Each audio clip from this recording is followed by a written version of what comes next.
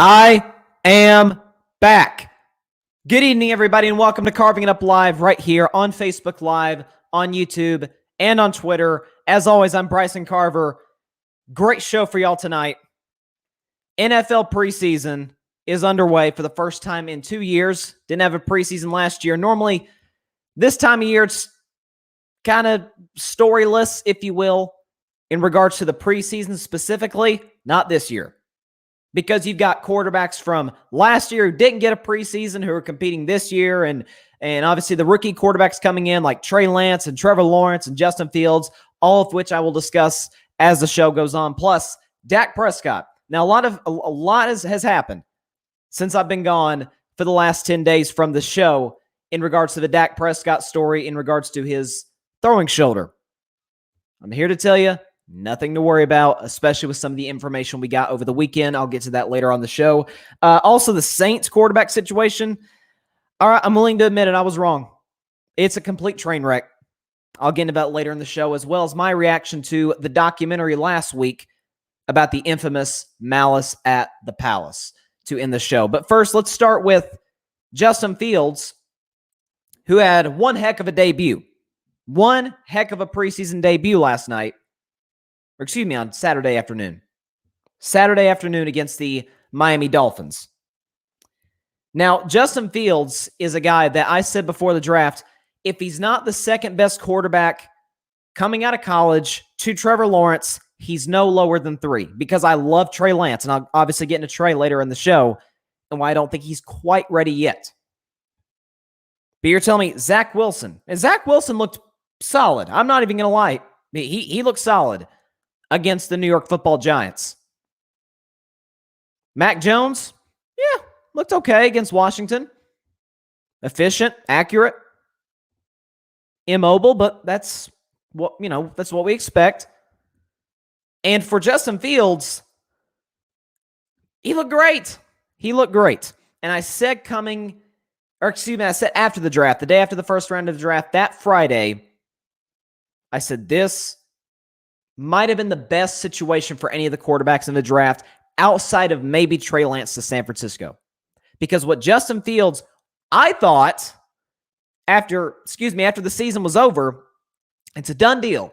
Trevor Lawrence is going to Jacksonville with the first overall pick, and Justin Fields is going to the New York Jets with the second pick. And then all of a sudden, the rise of Zach Wilson, and we just seem to forget about Justin Fields. The same guy who at Ohio State had 2 ridiculously great years.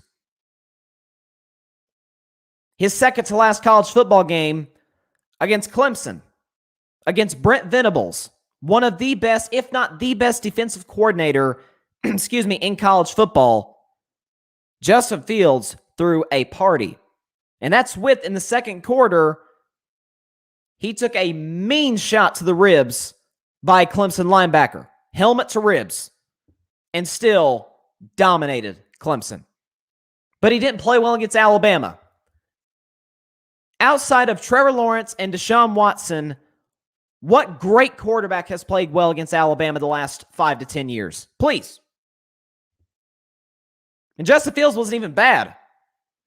It's just that Alabama defense, that Alabama team was ridiculous. That's why they're the number 1 team in America once again today.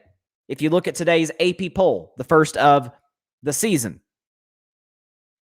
But Justin Fields, Saturday afternoon against the Miami Dolphins, 14 for 20, 142 yards, threw a touchdown, also ran for 33 yards, and another touchdown. I know it was against second stringers. And I know it's just the preseason. But the preseason, it isn't everything. It isn't a regular season game, as we all know. But it's not like it means nothing. Now, in regards to your record, yes, it means absolutely nothing. It's not going to contribute to you trying to compete for the playoffs or your standing in next year's NFL draft. But as coaches and young players, as well as guys trying to make a team, it means everything. For coaches, see what you got. For players, if you're young, a first-round pick, hey, chance to show how great you can be. Chance to show the franchise that drafted you, y'all made the right decision in choosing me. And for Everybody else who's not guaranteed a roster spot, it's their opportunity to show out, right, on the NFL stage. And so Justin Fields, what do we know about the Chicago Bears going into this season? We know a few things. Number one, their third-string quarterback is not going to be a Chicago Bear by, I would say, mid-October. Nick Foles. Nick Foles has no chance at winning the starting job. It's either going to be Andy Dalton in week 1 or Justin Fields in week 1. Heck, we even saw Nick Foles, when Carson Wentz got injured a couple of weeks ago, openly campaign to get traded to Indianapolis to replace Carson Wentz, which, where have I heard that story before? And we'll see what happens in regards to that situation. We also know about the Chicago Bears that, for some reason or another, everything coming out of Chicago right now, going into this year, is that this is put up or shut up for the head coach, Matt Nagy, and the general manager, Ryan Pace. Now, Ryan Pace, I get it. I don't think he's done a great job as the general manager of this franchise since he's been here. Matt Nagy's a different story. I have no idea why he's in the hot seat. None. Okay, if a team like, say, I don't want to jump the gun too much here, but let's say the Dallas Cowboys underachieve yet again this season, and Mike McCarthy gets fired, because look, Jerry's getting up there in age, and he's not just going to sit around for 8 and 9 seasons or 9 and 8 seasons and barely missing the playoffs or barely making the playoffs, and you're a first-round exit. He wants Super Bowls. He made that abundantly clear at the opening press conference last month. If Matt Nagy is available, you're telling me the Cowboys and other teams trying to build a Super Bowl team would not go flying after this guy? We're talking about the same Matt Nagy, who not only has made the playoffs 2 of the last 3 seasons, but got to the playoffs 2 of the last 3 seasons with Mitch Trubisky. Last year, Mitch Trubisky and Nick Foles. The ultimate quarterback carousel. And he still got there. This is an Andy Reid disciple, if you will. He comes from the Andy Reid coaching tree. Runs a lot of the same schemes. Mitch Trubisky is not anywhere near elite.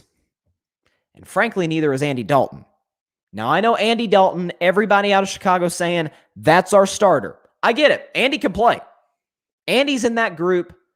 I say low-end starter, high-end backup. You know, he had some good moments last year as the backup for my Cowboys after Dak went down in week 5. And he had some bad moments, right? That's the typical average quarterback in the National Football League. But Andy Dalton can win games. And Chicago's got a talented roster. And he darn sure has a great defense behind him. And I think he's an upgrade over both Trubisky and Nick Foles. But if you're Matt Nagy, you're thinking, I got to save my job. Like, this is it. If I don't produce anything this year, I'm gone. Not sure why, but that's everything we're hearing out of the Chicago Bears right now. Or at least from the media in Chicago. And so when you had this kid, Justin Fields, who reportedly last week, the Dolphins and Bears actually had a scrimmage. They had a scrimmage before their preseason game a couple of days prior to that game. And Justin Fields reportedly, quote, drew oohs and ahs from the fans. Not everybody does that. Andy Dalton's not selling tickets. Now it's the Chicago Bears. It's a great city. Fans are always going to go to watch the Bears. Chicago is an unbelievably loyal fan base to all their teams. The White Sox and the Cubs, depending on what end of the aisle of that you're on. And of course, the Bears and the Bulls. It's a loyal fan base, so they're going to sell tickets. But Andy Dalton is not the driving force behind that. If you got Justin Fields, a kid who ran 4.4, this kid can freaking fly. Okay, we all know he's mobile. He's accurate. He's got a great arm. You say, don't throw him in the fire too quickly. That's what I'm hearing a lot from the national media today. Why not? I get week 1, Sunday Night Football, LA Rams. I get that. whichever quarterback is going to play is going to take a beating. Aaron Donald, Jalen Ramsey covering Allen Robinson. We know that matchup is going to be what it is. Rams were the number one defense in the entire NFL last year. It's going to be tough for whoever starts, to say the least. But after that point, Cincinnati, they don't have a defensive line. Detroit, please, as long as they don't buy any kneecaps off, Bears will be fine. You got the Raiders. Raiders have no pass rush since they traded Khalil Mack.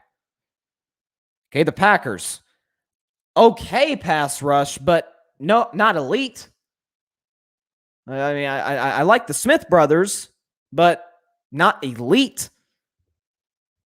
Tampa Bay, that's going to be tough. We all know what Tampa Bay's defensive line represents. Same with San Francisco's and Pittsburgh. That's 3 straight games with 3 tough defensive lines. Tampa Bay, San Francisco, Pittsburgh. But after that, you got Baltimore. Listen, their defensive line is not as strong as it was. Detroit again. Arizona. Chandler Jones is requesting a trade. So J.J. Watt will be the only guy you really have to game plan for on that Cardinals defensive line at that point in the season come early December. Green Bay again, Minnesota, Seattle. Giants have a good defensive line. Vikings.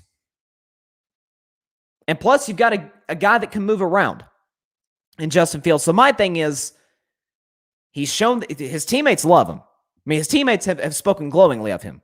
And again, it's not an indictment on Andy Dalton at all. But when you have a head coach who I think is really, really good, who's on the hot seat, who's in a put up or shut up year, he's going to do everything in his power, and not at the expense of like the health of his players or anything of that nature, but he's going to do whatever it takes to keep his job. Justin Fields gives him the best opportunity to do that. Okay, and I hear, well, what about Patrick Mahomes sat out a year, and Aaron Rodgers sat out 3 years, and Tom Brady sat out a year? Every situation's different. You know who didn't sit out a year? Peyton Manning. Now, for the record, Peyton's rookie year was abysmal. Okay, threw the most interceptions of any rookie quarterback ever, and the Colts went 3-13. And then the second year came back, and they were 13-3. They flipped their record. And Peyton, the rest of his history. I'm not saying Justin Fields is Peyton Manning. I'm saying every rookie quarterback is different. You don't have to throw Justin Fields into it, but I'm of the belief that the Chicago Bears have a very talented football team. A great defense. Great defense. You've got a true number one in Allen Robinson. A decent offensive line. A running game that comes and goes, fair enough, but is that partly because the defenses that they faced the last few years have had to really key on the running back because they don't fear the quarterback? I mean, Trubisky, Nick Foles, Chase Daniel, like those guys aren't keeping you up on the Saturday night before the game. They're just not. Justin Fields, with his athleticism, his accuracy, his arm strength, oh yeah, defensive coordinators after a while will say, okay, we got to, this kid's not beating us. So I think he's ready to start right now. Now listen, the Bears' next preseason game is it's this Saturday against the Bills. Again, a Saturday afternoon game at Soldier Field. It will be nationally televised on the NFL Network, so definitely will want to stick around to watch that. I'd be interested to see if maybe, just maybe he gets the start. Who knows? See how he looks against the ones of the Bills, whom, I'm assuming will take the field that day. And then they finish at Tennessee, which is also on the NFL Network. So the next 2 Bears preseason games, we're going to get to see. So that'll be interesting to watch. Now, to another rookie quarterback who I love and loved coming out of college, Trey Lance. Different story from Justin Fields. Okay? Up and down, right? We all saw on social media, he had the 80-yard bomb in his second ever preseason throw, and, whole stadium in Santa Clara is going crazy, and social media is buzzing, and for good reason. It was a beautiful throw on target. Had to, kind of regain his balance, rolling out to his left, throwing to the right, shows incredible arm strength. However, he was sacked multiple times and went only 5 for 14. So, kind of inefficient. this shouldn't be that surprising because outside of last October, Trey Lance has not played a college football game, heck, a competitive football game in general, in over a year and a half. So this shouldn't have been that shocking. And this is why I say the 49ers are the team that, of all the teams that have the rookie quarterbacks and the young quarterbacks, best position, San Francisco. Jimmy G should be the week 1 starter. This is coming from a guy, again, in myself, who loves Trey Lance. I think his upside is insane. Like Justin Fields, he's a great athlete, accurate. He's got a better arm than Justin Fields. He's got it. But he's still very young. Like, I think he's the youngest quarterback outside of Zach Wilson in this draft. I mean, he's a kid, 21 years old. Jimmy G should be the week 1 starter. And people saying, oh my God, Jimmy G. Listen, the 49ers have a great plan here. You start the season with Jimmy Garoppolo, who's a mere 36-12 as a starter. Okay, he's a winning quarterback. Now, granted, he was in New England for 2 games and then has played, obviously, a lot of football in San Francisco. But everybody just railing against Jimmy G. My only criticism of him is injuries. You know, people bang, oh my God, he's not Mahomes. Well, you know, who is Mahomes? Who is Brady? Right? He got him to a Super Bowl. He was a missed throw away from winning the Super Bowl against Patrick Mahomes. And frankly, through 3.5 quarters of that game, outplayed him. He was better than Pat Mahomes that day, but as we all know, legends do what legends do, and Pat Mahomes is on his way to becoming one, and he had a great 4th quarter comeback. That's just the way it is. But I didn't hear a ton of Jimmy G hate when the 49ers were going 13-3, best record in the NFC, blowing through the playoffs on their way to the Super Bowl, and holding a 10-point lead with half a quarter to go to hoist the Lombardi Trophy. Like, I didn't hear a ton of Jimmy G criticism up until that point. So if Jimmy Garoppolo gets hurt, okay, you go to Trey Lance, and you're obviously not in a bad situation at all. It's better than CJ Beathard or Nick Mullins. Like, you're in better shape, even with the young Trey Lance. But my thing is, not only do you not have to, you shouldn't play him week 1. He was rusty. He looks great. Like, the ADR bomb was amazing. He had a pass in his own end zone to a tight end down the right sideline. It was beautiful. He had his moments, good and bad, up and down. And so that's what you like if you're San Francisco. That's what you like if you're Kyle Shanahan. Next year, you can ease him into it. Or this year, if Jimmy Garoppolo gets hurt, which he tend to do, okay, you put him in. You put him in. But I don't see, when you do have a guy in Garoppolo in the building who the only time in his career he started a full season start to finish, they were 1 throw away from winning the Super Bowl. That's better than a lot of quarterbacks in this league. That's better than Josh Allen and Lamar Jackson and my man Dak and Baker. It's better than a lot of quarterbacks in this league. So, not saying he's better, because I don't think that. He's coming closer. So that's kind of my thought on this San Francisco situation. He's not quite ready. When he is, look out NFL. Because of his ability, the way he fits beautifully into that San Francisco Kyle Shanahan offense. He loves to get quarterbacks that move. Does anybody move coming out of the draft better than Trey Lance? No. But you can wait it out. Jimmy G's your guy. And we'll see. Are the 49ers a Super Bowl team? Look, injuries derailed them badly last year. I mean, I felt like every starter got hurt last season, including the starting quarterback. So, in a division that has a Rams team that upgraded at quarterback, a Seahawks team which got better in the offseason, although they're dealing with some contract disputes right now with their left tackle and their star safety. So we'll see how that goes. And a team in Arizona that barely missed the playoffs last year, and they themselves got better in the offseason. I mean, the NFC West, man, it's no joke. We all know that. But if Garoppolo's healthy, San Francisco's a Super Bowl contender. They are. Now, they have more injuries, it seems like, than any team in football.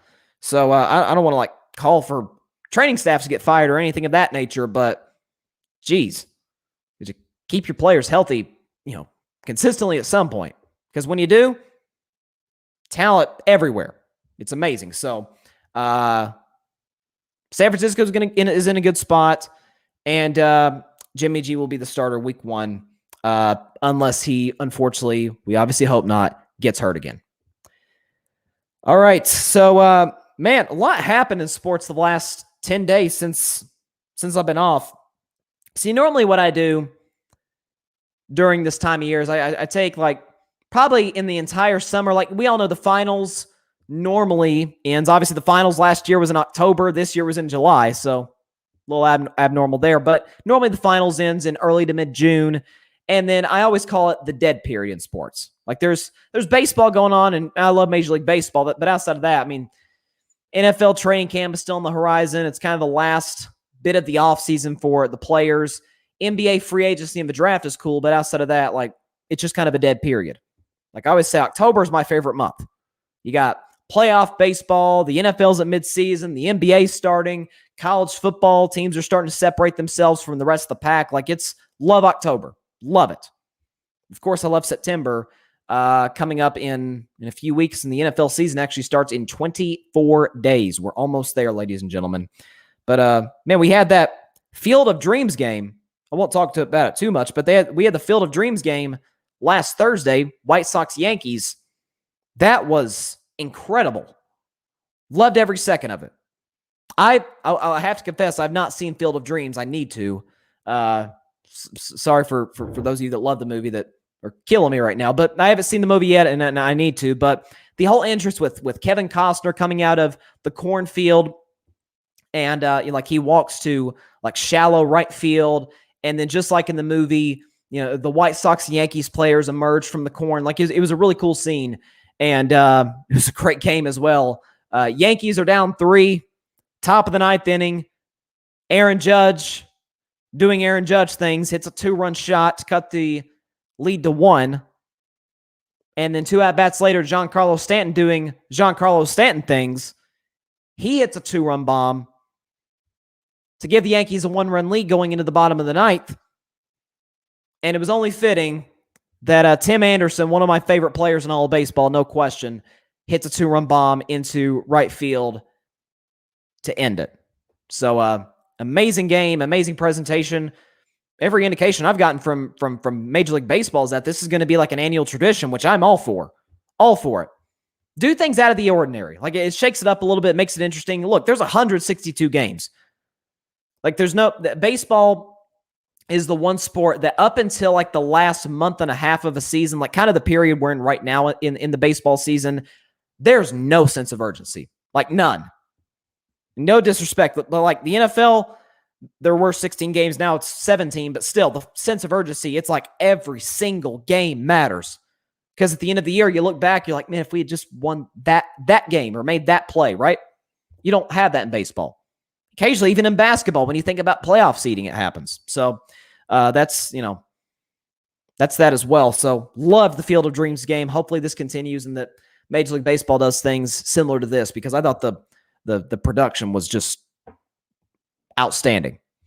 Let's talk a little bit about a team that was talked about quite a bit last week and is talked about a lot this time of year through December, January, and that would, of course, be the Dallas Cowboys. So they debuted on Hard Knocks last Tuesday. Don't really have much reaction that you haven't heard yet. I thought Mike McCarthy had one of the... man,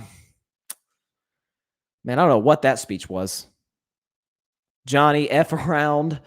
I don't know what that was, but I don't think the players did. They panned around the room when he was making that speech. Them players were like, "What the heck is this dude talking about?"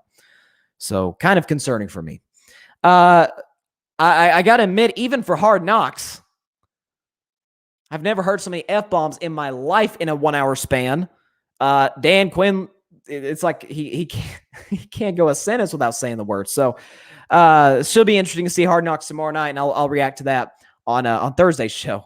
But one thing that was very prevalent in episode 1 and has been prevalent for the last 2 weeks is Dak Prescott's shoulder injury. Now, as we all know, second practice for the Cowboys, first padded practice, Dak was not able to go. He said he felt some discomfort in his throwing shoulder, and as we know, he has not practiced fully since then. And so the story comes out last week that as his shoulder's starting to heal, he's doing a little soft toss with Amari Cooper, who's also coming back from an injury. His is an ankle that he's dealing with. Dak Prescott says at his press conference, "I'm going to get another MRI." The Dallas Cowboys then proceed to tweet, "It's no big deal. Dak is going to get a second MRI." And predictably, everybody's, "Oh my God, it's the worst thing in the world." Guys, chill out. Relax. Dak is fine. He's getting better. What happened on Saturday? We got the MRI results. Actually, Dak was scheduled to have the MRI today, but he had it on Saturday, and of course, the results came out. It's healing great. He is going to be ready. There's no doubts whatsoever out of Dallas. You can tell when Dallas is panicking. Like they do they don't hide anything in Dallas, right? Nothing.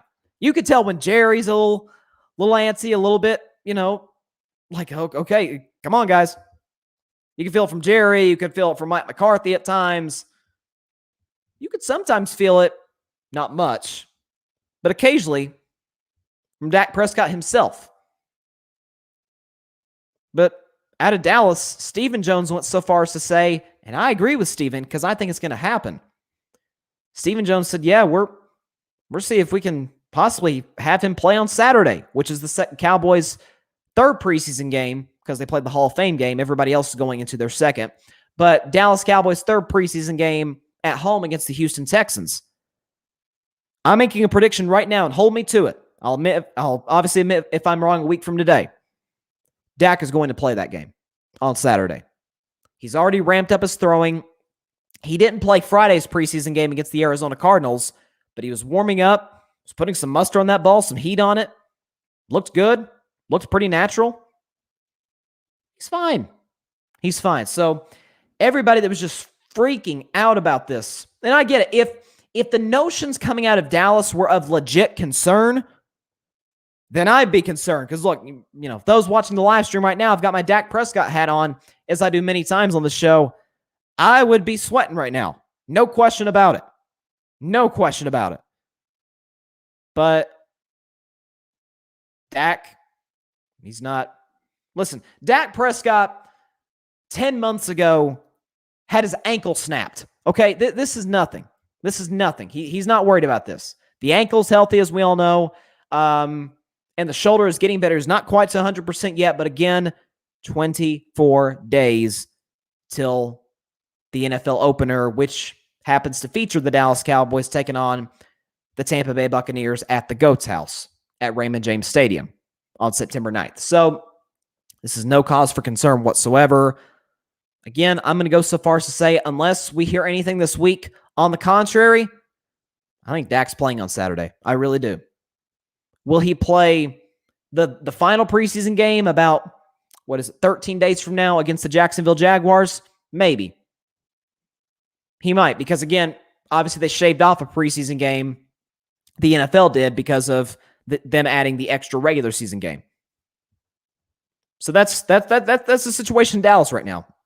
And of course, again, we'll see tomorrow night, Hard Knocks, I think at 10 Eastern, 7 Pacific time on HBO. We'll see how Dak has progressed, kind of behind the scenes stuff. I mean, we saw Dak was not happy. That first practice the Cowboys had before the shoulder injury, when they were kind of had him on a little bit of a pitch count, if you will, because, wanting to ease him back in because of the ankle injury last year. He was not happy. He wanted to be out there. Like when Garrett Gilbert was walking by. Garrett Gilbert's the backup quarterback. He's walking by Dak and said something about him going in, and Dak said, "I didn't ask you to come in." So Dak wanted to be out there, and that's a competitor in him. That's the competitor that pretty much every professional athlete has. You get to this level if you don't have that. So he'll be ready. No doubts about it. He's a warrior. It's his DNA, it's in his blood, and there's no signs whatsoever of panic coming out of the Cowboys organization. So there's none coming out of there from an organization that does not hide panic very, very well compared to other franchises like, say, New England. No worries. So what else we have here? Let's talk a little bit real quick about Tua Tagovailoa. Now, Tua, last year, going into the draft, we're in the pandemic, and the draft was like pretty much the only thing I talked about up until actual draft day. I talked about obviously all the quarterbacks coming out that year. Last year was 4. Obviously, Joe Burrow, we all know he was going number 1 to Cincinnati. And thus far, I think I've been at least half right in the Joe Burrow thing.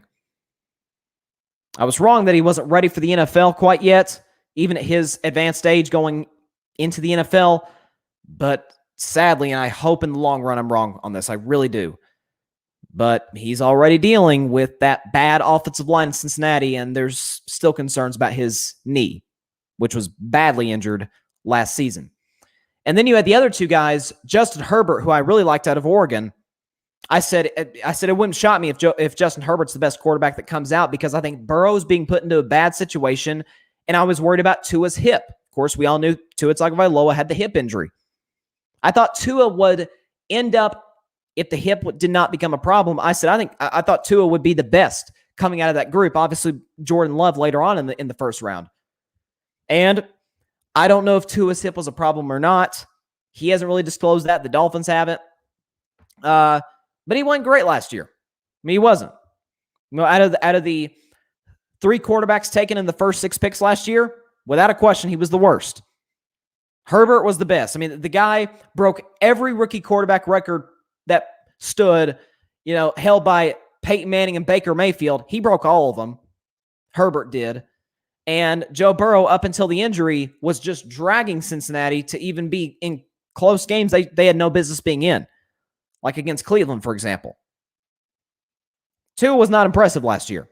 Multiple times late in the year, he'd get benched for Ryan Fitzpatrick, who occasionally would come in and save the day, like he did against the Vegas Raiders in that one Saturday evening.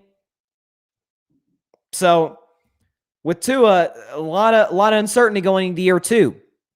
And I said, look, this is it. You say, you got to give him time. No.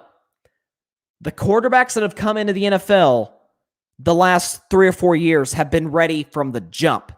The vast majority of them have been ready from the jump. Herbert was. Burrow was. Tua wasn't. Was it the shoulder, or excuse me, the hip injury? Maybe. Very well could have. This year's going to tell the tale. Because look, the Miami Dolphins have another solid backup. Ryan Fitzpatrick's gone. He's in Washington. But they do have Jacoby Brissett, and we all know Jacoby Brissett's won some games in Indianapolis. He's in that Andy Dalton low-end starter, high-end backup. Matter of fact, I think Brissett's a little better than Andy Dalton, if I'm being honest. So Tua will still have another backup looking over his shoulder if he's not playing so well. Now, I thought at times against the Chicago Bears on Saturday, thought he looked excellent. He was accurate. I thought he moved around well, and I tweeted during the game, that was something I didn't see from Tua all of last year. And we know he's not a ridiculously great athlete. We know that about Tua. But just the ability, like Tom Brady, he has no threat. We all know that. He's no threat running the ball. But he's very agile in the pocket. Drew Brees, no running threat at all when he played. Very comfortable moving around in the pocket. I didn't see that from Tua last year. I saw that a little bit on Saturday, and that's a really, really good sign if you're the Miami Dolphins. But here's the thing about the Dolphins. This is why I said this is it for Tua. I wouldn't necessarily go to being a starter in this league, but Dolphins are trading him if he doesn't pan out this year. Because look, last year the Dolphins' defense was great. They returned almost everybody this year. So their defense is going to be great once again. Brian Flores, can't say enough about the guy. He's as good of a young coach in this league that we have. I mean, he's amazing.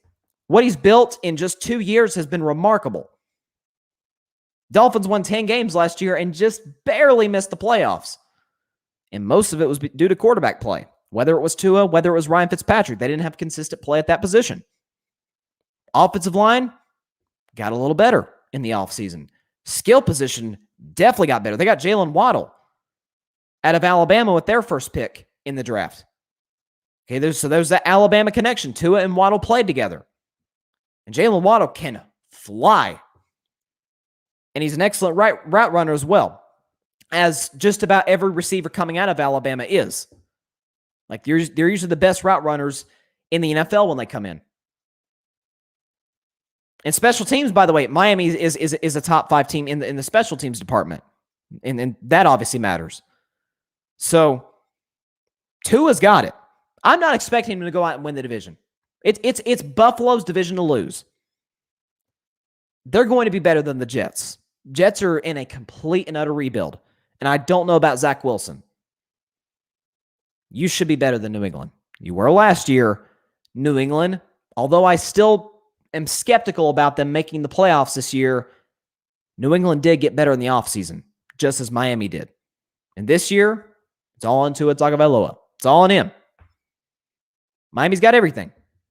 They've got an excellent tight end, by the way, Mike Gesicki, who looked good the other day, as per usual. Waddle, great defense, great coaching, great special teams. It's all in Tua. I'm rooting hard for him. He's a great kid. He's got a great story. Rooting so hard for the guy. Really am. But this is, as I said about Matt Nagy earlier in the show, it's put up or shut up time for Tua. Or the Dolphins are going to move on from him. Think about the Arizona Cardinals, for example. Josh Rosen, who, by the way, played for the 49ers the other night, and that was bad. But Josh Rosen was the the Cardinals' first-round pick in 2018 and looked horrible his rookie year. And the Cardinals said, okay, we're done. We're done with Josh Rosen. And there was people say, oh, come on, give him a chance. And they're like, nope. There's this Kyler Murray kid coming out of Oklahoma in the draft that's going to be available, and we've got the first pick. How's that worked out? Kyler's pretty good, right? So, as great of a drafting team as the Dolphins are, they'll find their quarterback. They'll find him. So, this is it for Tua. I'm rooting hard for him, and he looked good on Saturday. He did. He had the interception in the red zone, which was not great at all, obviously, but for the most part, poised, accurate, moved around a little bit, which we didn't see last year, so that's an area of improvement, we assume. We'll see. What else? Speaking of like left-handed quarterbacks and Tua, what's your thoughts on this matter, Mr. Tebow? Oh, well, that was not good. All right, sorry, Tim. For those of you listening to the podcast, I just popped up the picture, the still shot of Tim Tebow as a tight end Saturday evening for the Jacksonville Jaguars, and I won't spend that much time on Tebow today. I'll wait till he gets cut in 2 weeks or less. I love Tim, but that was bad. Saints. I'll talk about the Saints, and then I'll briefly touch the NFL's taunting rule that they've got in place, as well as the Malice at the Palace documentary. Let's talk about the Saints for a second. I said after Drew Brees retired, obviously the Saints would not be as good this year as the past 3 or 4. I mean, the last 3 or 4 years, they were legit Super Bowl contenders, and some argue if it weren't for an egregiously bad call, as bad as a missed call, I should say, as we've ever seen. Of course, the missed pass interference call in the NFC Championship game. I've said on the show multiple times, that's not the reason they lost. They had multiple opportunities after the fact, but if that flag gets thrown, they probably make the Super Bowl that year against the New England Patriots. But we knew they're going to miss Drew Brees' leadership. That's not a question. His ridiculous accuracy. Okay, his ability to come from behind in the fourth quarter. They were going to miss that. But I feel like the Saints were in a situation where they're not rebuilding. They're in a position where I feel like they might be a fringe playoff team in the NFC. Kind of be in that group of like the Cardinals, for example. Like the Cardinals got better in the offseason, almost made the playoffs last year. I think they got a real shot this year. Okay, you think about, say, Minnesota is a fringe playoff team. Like you think about these teams, and I thought the Saints were in that group. Again, I don't want to overreact to preseason, but Saints quarterback situation, it ain't great. I'll put it that way. All three of the quarterbacks that played, all three threw an interception. And the Saints had a combined 6 turnovers in their preseason loss versus the Baltimore Ravens, who, by the way, have the most meaningless winning streak in sports right now. 18-game winning streak in the preseason for the Baltimore Ravens. So a little golf clap for them. It's a meaningless record, but hey, got to give respect where it's due. But back to the Saints. I was a proponent of Jameis Winston should be the starter, and he still very well might be. Like I like Taysom Hill. He's not a franchise quarterback. He's not. There's a reason for all the character flaws that he had in Tampa Bay and even back to Florida State. There's a reason Jameis Winston was taken number 1 in the draft. And there's a reason Taysom Hill was cut by Green Bay and signed as a special teams player with the Saints. Now, he's a decent thrower of the football.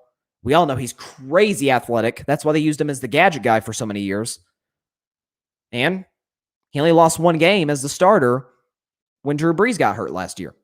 He's a nice player. Just don't think he can get them to the playoffs. At least I don't think he has as good of a chance to get to the playoffs as Jameis Winston does. Because his last year as a starter, 2019, when they obviously moved on from him and moved on to Tom Brady, he threw 30 interceptions. That was a very big reason they moved on from him for the GOAT. But he threw 30 touchdowns that year and led the league in passing in 2019. So there's something there. And I figured, you know what? He goes to New Orleans. He's behind Drew Brees for a year, so he gets to learn from an all-time legend. He's with Sean Payton, one of the best offensive coaches in the league. Maybe the Saints can resurrect his career. Thus far, not great. 7 for 12, 96 yards, a touchdown, and an interception. And Taysom Hill, not so great himself either.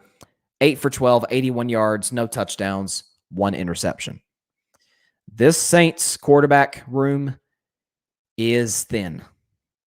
Ian Book, by the way, former starter at Notre Dame, also played 9 for 16, 126 yards. And as aforementioned, he also threw an interception.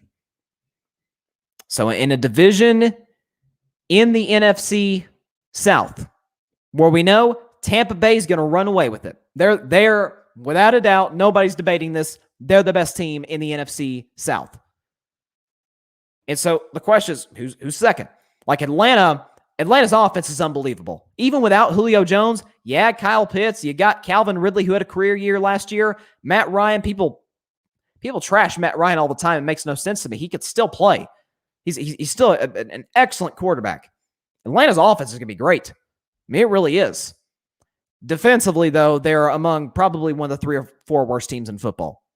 They're bad. They're down there with Houston, with with a lot of these teams. They're bad. And then you look at Carolina. Carolina got an upgrading quarterback. People hate Sam Darnold, but people also didn't like Ryan Tannehill when he had Adam Gase. Ryan Tannehill leaves Adam Gase, and he's looked pretty good. If I'm not mistaken, he made the Pro Bowl last year. So that's what happens when you leave Adam Gase. Well, Sam Darnold left Coach Gase. He's now with Matt Rule, who I loved coming out of Baylor. You know, them hiring him from Baylor and what he did there, turning that program around, that badly dysfunctional program with everything going on there the way he did.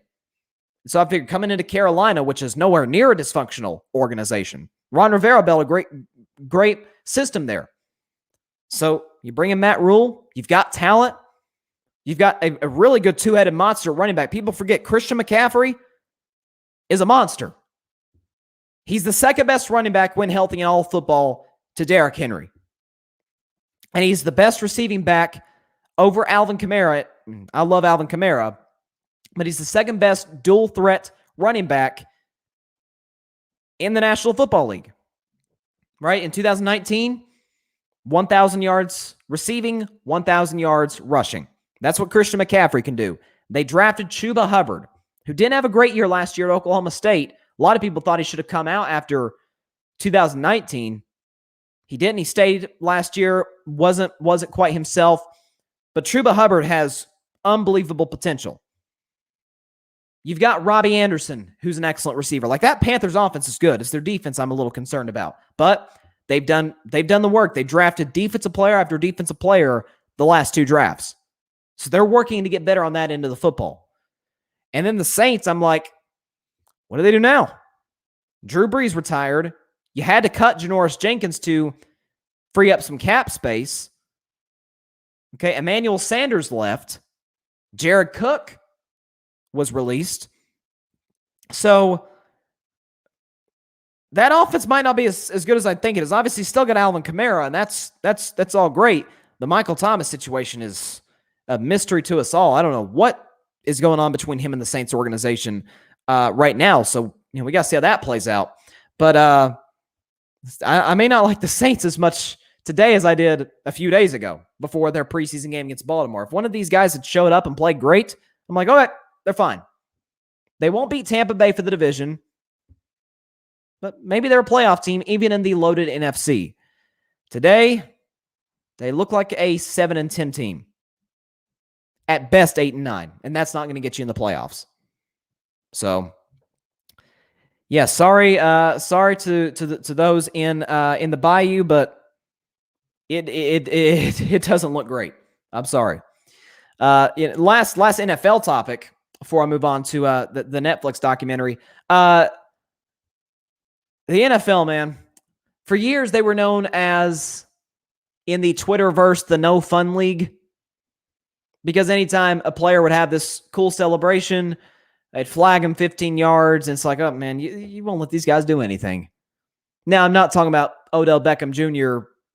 in 2017 against the Eagles. You can Google that if you wish. But I'm just talking about, maybe a little extracurricular, right? Like smiling for the camera right behind the end zone, or like doing a backflip or something crazy like with your teammates. Well, a few years ago, they allowed team celebrations. So it's like, okay, that's a good compromise between the players and the National Football League. They'll let you celebrate as long as it's with your team. Okay. And what have we seen? Pretty cool team celebrations. Like we had the Seahawks NSYNC dance a few years back. We've had the Chiefs have some pretty cool dances. I think the Eagles have had some cool, little routines they've had. It's nice. I like it. I think even Tampa Bay did some last year. It's cool. Well, cue the No Fun League. They're back and cracking down on what they call taunting, which is if a player disrespects their opponent, which the whole disrespect and unwritten rule thing, I've talked about that with baseball numerous times on the show, and I'm still trying to figure out what they define as disrespectful or unsportsmanlike or whatever. And so we saw an example of this the other day. The Colts were in a preseason game, and one of their running backs had a nice carry. All right, he looked like he was only going to get a minimal gain of 2 to 3 yards, and he charges forward. He's got multiple defensive linemen trying to bring him down. This is not a big back, mind you, and he carries all of them. He carries the pile for a first down. And so the adrenaline, this kid, he's trying to make the team, he's trying to make a name for himself. He gets up, he's like, yeah. Kind of flexes a little bit, turns around and kind of flexes at that first defensive lineman he saw. 15-yard penalty. Oh, boy. NFL, don't be Major League Baseball. Please, I'm begging you. Please, don't be Major League Baseball. Now, it's different in that, like, umps don't punish players for celebrations, whatever celebration they may have. But like Tim Anderson, for example, who I brought up, he hit the walk-off homer in the Field of Dreams game. He's very famous for some pretty iconic bat flips. And his teammates get hit the very next pitch. And even sticking with the White Sox, the story earlier this year when they had a big lead and one of their lesser-known players hit, I think it was a grand slam on a 3-0 pitch, which I didn't know, like, you know, there's certain counts you're just, like, not allowed to swing on. So I guess a 3 balls, no strikes count, you're, like, not allowed to swing for some reason. I don't know where that came from. But he hits a homer, and his own manager, Tony La Russa, criticizes him. So now in the NFL, it's the referees again. You know, they it looks like they're going to start penalizing, like Tyree Kill, for example, right? Like Tyree Kill, the fastest player in the NFL. If Pat Mahomes throws a deep ball, 82 yards to Tyree Kill, and he's running down the sideline, and he turns to on his way to the end zone, he turns to the closest safety and gives him the deuces. It's a 15-yard penalty, apparently now. All I'll do is quote Cam Newton, 2015, when obviously he won the MVP that year. Cam scored a touchdown against the Tennessee Titans. The game was pretty much out of hand, a little icing on the cake, like 2-yard touchdown. He ran it in and did a little bit longer of a dance than he normally does. Like Cam's known for his dancing, right? He did the dab that year, and you know, some of the dance that he did a little extra, and a Titans linebacker didn't like it. He shoved Cam, and there was a little scuffle on the field. And Titans players talking about how it's disrespectful, and that, as Cam Newton said after the game, if you don't like it, don't let me in. That's all. And what happened that year? Von Miller, well, he didn't like it. He didn't let Cam in. You know what I'm saying? Cam wasn't doing a whole lot of dancing during the Super Bowl because Denver stopped him. It's that simple. If you don't want a player to, whatever you call it, show you up or extra celebrations, he doesn't have to. Matter of fact, he won't if you stop him. Because my thing is, look, if you overpower a guy, if you're better than somebody, this is professionals, guys. This is not Little League. These are professional athletes, the best of the best. If one guy outdoes another guy on a certain play, got every right to celebrate. I was better than you. Be better than me the next go-round. That's sports. That's the way it is. People forget it's still a game. It's a game. It's fun. The dancing, the extracurricular, it's fun. Now, anything like, you know, like here's what I consider disrespectful. Like, you know, like the Josh Norman, Odell Beckham thing a few years ago, right? Remember that game? It was actually Carolina the year they made the Super Bowl. Carolina was facing the New York Giants, and Josh Norman, Odell Beckham Jr., basically the entire game was just fighting. I mean, just like pushing and shoving and grabbing each other's face mask and cheap shots. That's disrespectful because it had nothing to do with the game. Tyree Kill throwing deuces to the closest defender.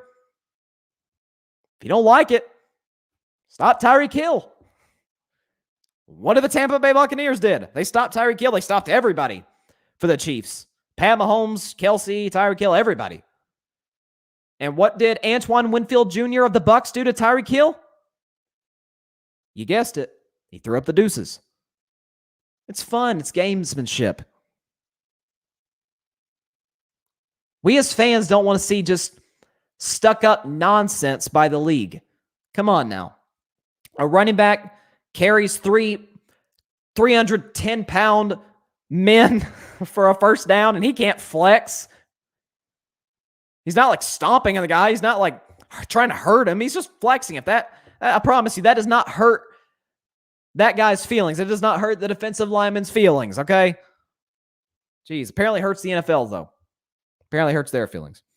Last topic of the day. It is good to be back. Malice at the Palace. The infamous brawl. Some call it the worst night in NBA history. And Netflix last Tuesday, released a documentary. It's called Untold. If you have Netflix, go watch it. I highly recommend it. It was excellent. It's about an hour long. It was great. Talking about the Indiana Pacers, the Detroit Pistons, and basically talked about the Malice, the Palace from every angle. From the players' angle, they talked to some of the fans that were involved. They interviewed some of them. They even later in the documentary, I'm not going to spoil it, but they kind of went into some of the legal stuff that happened afterwards.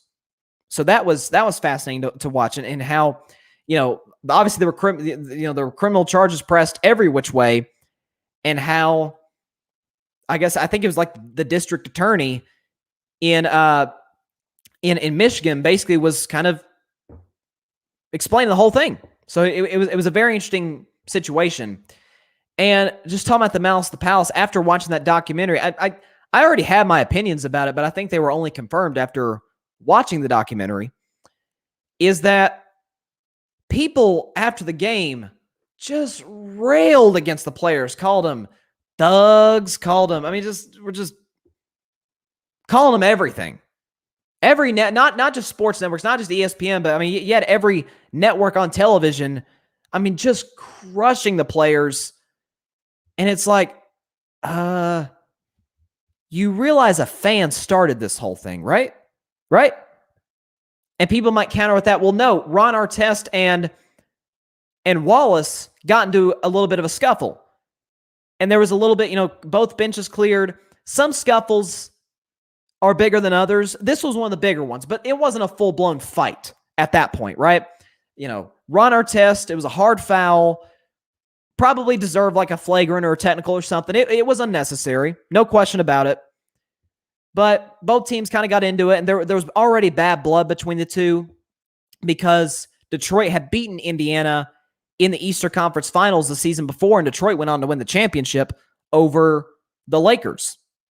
And so there was already some bad blood, and the Pacers players talked about that, like going into that game, this was a statement game. Reggie Miller, who that ended up being his final season, he talked about this was our statement game. To send a message, say, last year, y'all got us. It ain't going to be this year. And that's what it was. Indiana dominated Detroit that night. Like when the Malice of the Palace occurred, Indiana was up 15 points. So they dominated Detroit the whole night. What people don't know, either those that didn't watch the documentary or those that just didn't know this, Ron Artest had talked to a psychologist because he would sometimes have like fits of anger, and the psychologist said if you start to feel these emotions, go like what have we talked about on the show, right? A lot of mental health topics. Well, this psychologist told Ron Artest, go to the nearest bed area, lay on your back, close your eyes, kind of gather yourself and get yourself together. What did Ron Artest do? He went over to the scores table, lied on his back. People at the time said it was kind of bizarre, but that's what his psychologist told him to do. He goes, he lays on his back, and that's where chaos ensues. An idiot from the stands throws a full beer at Ron Artest, and we all know what happened after that. People didn't bring that up. There were racial, there's racial stuff thrown at some of these players like Steven Jackson and Jermaine O'Neal and of course Ron Artest and other Pacers players talking about, this is because they listen to rap and hip hop. They got the tattoos and the cornrows.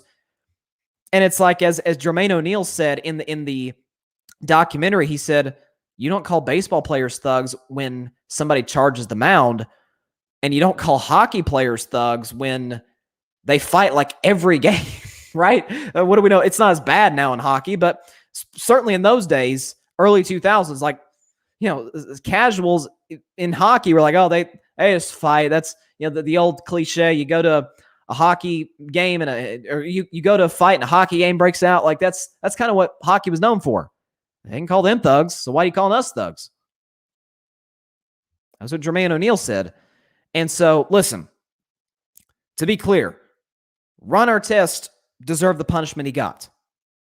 Okay, he was suspended the whole season. Look, he knocked out an innocent fan because he went up in the stands looking for the guy that threw the beer at him, and one poor fan got punched. Ron thought he was the guy that threw it. And you could see the freeze frame. He's like, no, I didn't do it. The fan saying, I didn't throw it at you.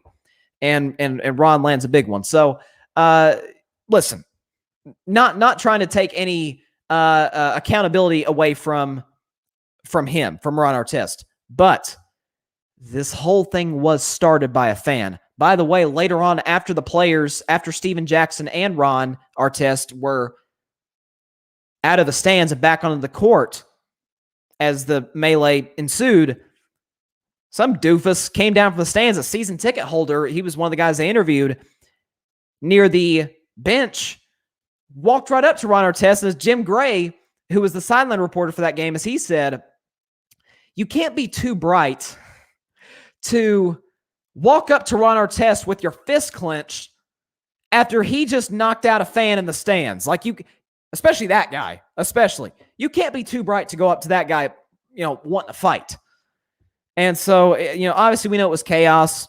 Reggie Miller almost got tased. Reggie Miller was in a suit because he was hurt for that game. Reggie Miller almost got tased because he was trying to restrain Ron Artest. So it was just chaos all the way around. I frankly agree with people when they say it was the worst night in NBA history because it was just horrible. But what I hope this documentary does do is for the people to say, hey, this wasn't all on the players. Like, again, a fan started this whole thing. I mean, again, look, if you're doing your job, because that's what those players were doing. They were doing their job. They play basketball for a living. If you're at your job, whatever it may be, and someone throws a beer at you and hits you, you're not going to retaliate.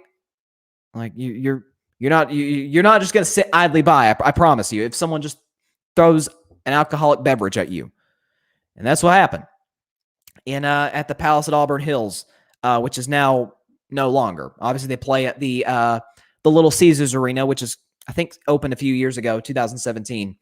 So, yeah, that was kind of a reaction to it. Is like, look, there's accountability on both sides, but I think more to the fans. Because the fans, they can say whatever they want, and the players can't really do anything. Seriously, a fan can say, how many times will we see fan incidents this year at the playoffs? Water bottle thrown at Kyrie, popcorn dumped on Westbrook. A guy spit at Trae Young. It was horrible. So I'm not like anti-fan. I was just thrilled when fans came back earlier this spring and we're filling arenas and filling ballparks, and we hope this year filling stadiums in the NFL. But it was a bad night, and I think the fans bear more responsibility than the players. I mean, it's guys, it's 15 versus 20,000. The players had to fight back. They didn't have a choice. So, but I recommend it. Go watch the documentary. It was outstanding. I think Jermaine O'Neal, who I think he might have been like a co-producer or something like that. Like he worked on the documentary, and he was interviewed along with Steven Jackson, with Ron Artest, with the president of basketball operations at the time in Indiana. Reggie Miller was interviewed. So highly recommend it for sure. And highly recommend Hard Knocks tomorrow night, which I will react to on Thursday's show, as that is all the time we have for today. Once again, I can't say it enough. It was so great to be back. So catch Carving It Up Thursday, as always, at 6 p.m. Eastern, 3 p.m. Pacific time, right here on Facebook Live, YouTube, and Twitter. Hope you all have a great week. Continue to stay safe. God bless you all. Peace out.